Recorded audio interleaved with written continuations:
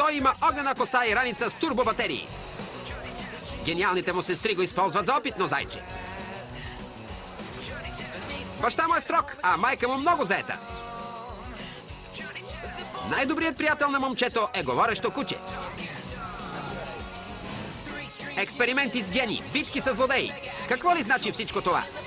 Това е животът на момче на име Джони Тест.